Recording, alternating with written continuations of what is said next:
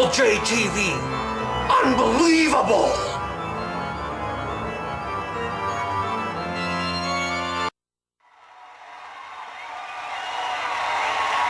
Once again, it's time for Monster Model Madness!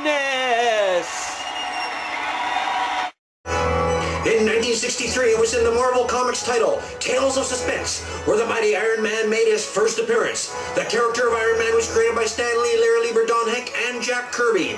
And from those humble beginnings, Iron Man has grown to become a worldwide phenomenon, which through countless comics, books, posters, lunchboxes, action figures, cartoons, trading cards, and now, as we all know, a multi-million-dollar movie franchise that has shown no sign of losing its popularity or earning potential.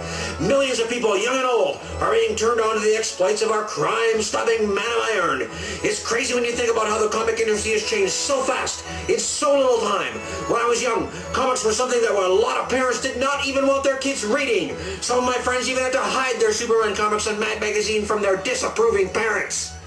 Early on, comics were considered trash, and it took a long time before people started to realize the artistic as well as literate value of this art form. At first, comics were an underground cult for those cool enough to be in the know. Then, as the psychedelic 60s came and went, comics and comic book art started to edge a little closer to the mainstream. It was now considered pop art, right up there with Andy Warhol's Campbell soup cans, not to mention the mind-blowing art of Roy Lichtenstein, which is almost the definition of classic American pop art. Fast forward to the present, Iron Man and comic heroes in general are so popular, Hollywood is falling over itself to try to keep up with the demand for more comic superhero movies. The phenomenal success of Superman, Batman, Spider-Man, Iron Man, Fantastic Four, Hulk, X-Men, Punisher, Hellboy, Howard the Duck, Judge Dredd, Flash Gordon, Conan the Barbarian, Doctor Strange, Barbarella, and Daredevil has ensured us that there will be absolutely no shortage of comic heroes on the silver screen at any time soon. Comics are now the mainstream, my friends. Attend any comic superhero movie and you will see young children all the way up to adults of all ages. So go to your local mall, look around at how many people of all ages are wearing superhero t-shirts, baseball caps, knapsacks, running shoes, and even socks. Take a trip to California and visit Universal Studios and realize that almost half the park is dedicated to superheroes. So you better get used to it. Comics are here to stay, and I guarantee that 500 years from now, when art historians will be studying art in the 20th century, that comics will be much more than a footnote.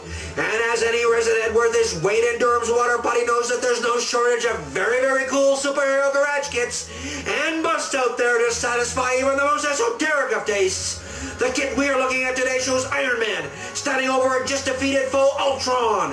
What makes this kit really cool is the fact that you get Iron Man, but you get to see Tony Stark inside the suit, which really makes this one go over the top for me. And just as a point of interest, the fictional character of Tony Stark was based on real-life adventurer, inventor, multi-millionaire playboy, and eventually nutcase, Howard Hughes. Just another case of art imitating life. Okay, Resin Head, that's enough talking. Time to look at a model kit.